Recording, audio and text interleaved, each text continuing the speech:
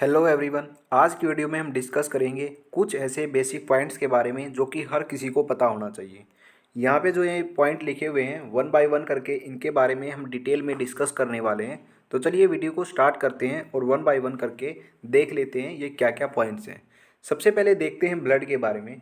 हमारी बॉडी के अंदर एक नॉर्मल हेल्दी इंसान के अंदर कितना ब्लड होना चाहिए। ये जो ब्लड की क्वांटिटी है ये मेल टू फीमेल वेरी करती है।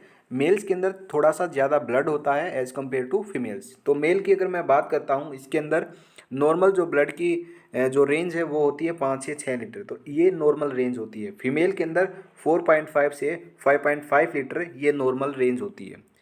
देखिए ब्लड के अंदर हमारा जो ब्लड होता है उसके अंदर 3 तरीके की सेल्स पाई जाती हैं। पहली जो सेल होती है वो होती है आरबीसी, दूसरी जो सेल होती है वो होती है डब्ल्यूबीसी और तीसरे टाइप की जो सेल होती है वो होती है प्लेटलेट। ठीक है, तो 3 तरीके की ये सेल्स हैं जो हमारे ब्लड के अंदर मिलती हैं।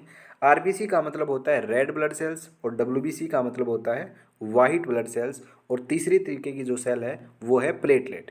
तो हमको ये भी पता होना चाहिए कि हमारे ब्लड के अंदर आरबीसी की कितनी संख्या है, डब्ल्यूबीसी की कितनी संख्या है और प्लेटलेट की कितनी संख्या है। तो इनके बारे में भी थोड़ा सा डिस्कस करते हैं। तो सबसे पहले बात करते हैं आरबीसी के बारे में। देखिए नॉर्मल जो रेंज कितनी होनी चाहिए, कितनी आरबीसी की जो संख्या है वो एक नॉर्मल हेल्दी इंसान के अंदर होनी चाहिए। अगर मैं मेल की बात करूँ तो 5.5 मिलियन आरबीसी, इतनी आरबीसी बॉडी में होनी चाहिए एक नॉर्मल हेल्दी इंसान के अंदर। अगर फीमेल के अंदर बात करूं तो जो नॉर्मल आरबीसी काउंट है फीमेल के अंदर वो है 4.5 से 5 मिलियन। ठीक है, डब्ल्यूबीसी की कितनी संख्या होनी चाहिए, वो होनी चाहिए 6,000 से 8,000। तो नॉर्मल डब्ल्यूबीसी काउंट होता है 6,000 टू 8,000। ठीक है, प्लेटलेट 1.5 लाख से 4 लाख ये नॉर्मल रेंज होती है। हमारे ब्लड के अंदर जो प्लेटलेट होती हैं वो 1.5 से 4 लाख के बीच में पाई जाती हैं। अब थोड़ा सा ये बात करते हैं कि आरबीसी जो है उनकी संख्या कब घटती है, यानी कि कौन सी ऐसी बीमारी होती है जब आरबीसी की संख्या घटती है और डब्ल्यूबीसी की कब घटती है और प्लेटलेट की कब घटती है। सबसे पहले तो मैं प्लेटलेट का एग्जाम्पल लेता हूँ। प्लेटलेट डेंगू के अंदर घटती है। अगर किसी व्यक्ति को डेंगू हो गया है तो वहाँ पे उसके अंदर जो प्लेटलेट की संख्या है वो घट जाएंगी। ठीक है, ये जो बात है ये आप सबको ऑलमोस्ट सबको पता होगी। ठीक है, और जो नॉर्मल रेंज है वो है 1.5 लाख से 4 लाख। जैसे ही किसी व्यक्ति को डेंगू हुआ तो 1.5 लाख से नीचे उसकी जो प्लेटलेट की संख्या है वो आ जाती है। ओके, डब्ल्यूबीसी की बात करूँ तो डब्ल्यूबीसी जो काउंट है वो डिक्रीज होता है अगर किसी व्यक्ति को एड्स है तो वहाँ पे डब्ल्यूबीसी की संख्या घट जाती है। अगर किसी व्यक्ति को मलेरिया हुआ है तो वहाँ पे आरबीसी की संख्या उस व्यक्ति के अंदर घट जाती है। तो तीनों ही सिचुएशन में मैंने आपको बताया है कब आरबीसी घटती हैं, कब डब्ल्यूबीसी घटती हैं और कब प्लेटलेट घटती हैं। तो ये भी आपको याद होना ज़रूरी है नॉर्मल रेंज के साथ साथ। तो रेंज तो आपको पता होनी चाहिए कितनी कितनी संख्या सेल की होती है और ये भी पता होना चाहिए किस बीमारी में कौन सी घटती है। ठीक है, तो आगे बात करते हैं हीमोग्लोबिन की। तो हीमोग्लोबिन कितना होना चाहिए, मेल और फीमेल में ये वेरी करता है। मेल में 13.5 से 17.5 ग्राम इतने ग्राम होना चाहिए और फीमेल के अंदर 12.5 से 15.5 ग्राम होना चाहिए। तो ये नॉर्मल रेंज होती है हमारे हीमोग्लोबिन की। हमारी बॉडी के अंदर जो हीमोग्लोबिन होता है, ब्लड के अंदर जो हीमोग्लोबिन होता है, उसी की वजह से हमारा जो ब्लड है वो क्या होता है, लाल दिखाई देता है। ठीक है, अगर मैं आपको एक इंटरेस्टिंग पॉइंट मैं आपको बताऊं तो देखिए, चलिए मैं आपको बता ही देता हूं। हमारी बॉडी में 3 तरीके की सेल थी, आरबीसी, डब्ल्यूबीसी और प्लेटलेट। प्लेटलेट का काम होता था ब्लड क्लोटिंग का, यानी कि अगर कहीं पे चोट लग जाती है, जैसे कि आपने अपनी फिंगर पे क्या किया, सुई के साथ प्रिक किया तो वहाँ पे आपका खून आएगा, थोड़ा सा खून आएगा तो कुछ सेकंड के बाद वो खून क्या है, आना बंद हो जाएगा, यानी कि वहाँ पे थक्का बन गया है। ठीक है, तो ये बॉडी का मैकेनिज्म है, जहाँ से भी खून निकलता है वहाँ पे ऑटोमेटिक क्लोटिंग हो जाती है, ब्लड थक्का बना देता है तो प्लेटलेट बनाता वो। ठीक है, तो प्लेटलेट जो ब्लड के अंदर होती है वो क्लोटिंग का काम करती है, तो ब्लड क्लोटिंग का काम प्लेटलेट का होता है। और बॉडी के अंदर जो डब्ल्यूबीसी प्रेजेंट होती है उनका काम होता है हमारी बॉडी को इम्यूनिटी प्रोवाइड कराना। ठीक है, अब जो आरबीसी बच गई है, ठीक है, आरबीसी आरबीसी का काम होता है, आरबीसी मतलब रेड ब्लड सेल्स, इनका काम होता है ऑक्सीजन को कैरी करना, यानी कि ये ऑक्सीजन को लेके जाएंगी और जहाँ पे ऑक्सीजन की ज़रूरत है बॉडी के अंदर वहाँ पे सेल्स तक पहुँचा देंगी। ठीक है, तो आरबीसी एक ऑक्सीजन कैरियर का काम करती है। अब मैं आपको एक इंटरेस्टिंग पॉइंट क्या बता रहा था कि हीमोग्लोबिन और आरबीसी के बारे में बता रहा था। एक्चुअल में जो हीमोग्लोबिन है वो कहाँ प्रेजेंट होता है वो मैं आपको बताता हूँ। देखिए ये एक आरबीसी होती है, ये मैंने एक आरबीसी बनाई है। इस आरबीसी के अंदर बहुत सारे हीमोग्लोबिन के मॉलिक्यूल होते हैं, ठीक है, बहुत सारे हीमोग्लोबिन के मॉलिक्यूल यहाँ पे भरे हुए होते हैं।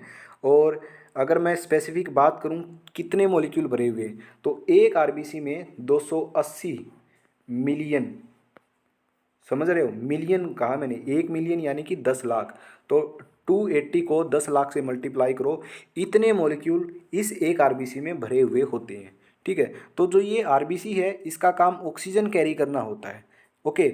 और आरबीसी के अंदर जो हीमोग्लोबिन होते हैं ना, उनकी वजह से जो ब्लड है वो रेड दिखाई देता है, ठीक है। आपको पता चल गया होगा क्यों दिखाई देता है, क्योंकि 280 मिलियन एक आरबीसी के अंदर भरे हुए, सोच सकते हो आप, इमेजिन करो, जस्ट इमेजिन, केवल एक आरबीसी बोला है मैंने, एक आरबीसी में इतने मॉलिक्यूल आरबीसी के सॉरी हीमोग्लोबिन के एक आरबीसी में होते हैं, ठीक है।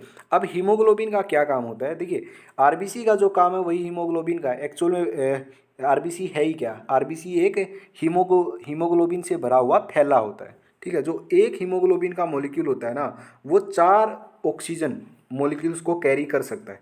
यानी कि एक आरबीसी के अंदर 280 मॉलिक्यूल है, उनमें से जो एक मॉलिक्यूल है हीमोग्लोबिन का, हर एक मॉलिक्यूल हीमोग्लोबिन का वो 4 ऑक्सीजन को अपने साथ बैठा के ले जा सकता है, ठीक है। तो ये ऑक्सीजन कैरियर का काम करता है, जहाँ भी ज़रूरत होगी वहाँ पे ले जाएगा। तो सोचो, जस्ट इमेजिन करो, एक आरबीसी में 280 मॉलिक्यूल हैं हीमोग्लोबिन के, और एक हीमोग्लोबिन अपने साथ 4 ऑक्सीजन मॉलिक्यूल कैरी कर सकता है, तो 280 जो मिलियन मॉलिक्यूल हैं वो कितने कैरी कर सकते होंगे, ठीक है, जस्ट इमेजिन। तो ये इंटरेस्टिंग जो पॉइंट है ये मैंने आपको बताना था।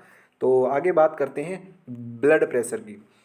कितना ब्लड प्रेशर होना चाहिए, देखिए नॉर्मल जो ब्लड प्रेशर है वो होता है 120/80 mmHg, ठीक है।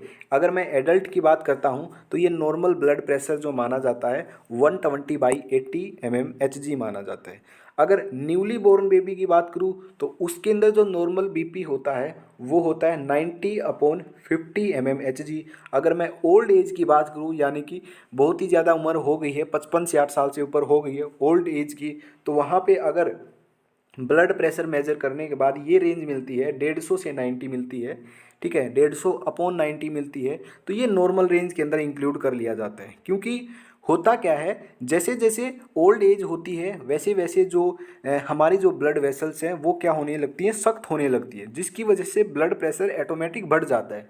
तो ओल्ड एज होने के साथ साथ जो ब्लड प्रेशर है वो 150/90 तक पहुंच जाता है, उस कंडीशन में भी ये नॉर्मल माना जाता है, ठीक है। तो ब्लड प्रेशर एज पे भी मैटर करता है, ओके। अगर यही रेंज 150 से 90 किसी एडल्ट के अंदर आती है तो वहाँ पे उसको हाइपरटेंशन है, ठीक है।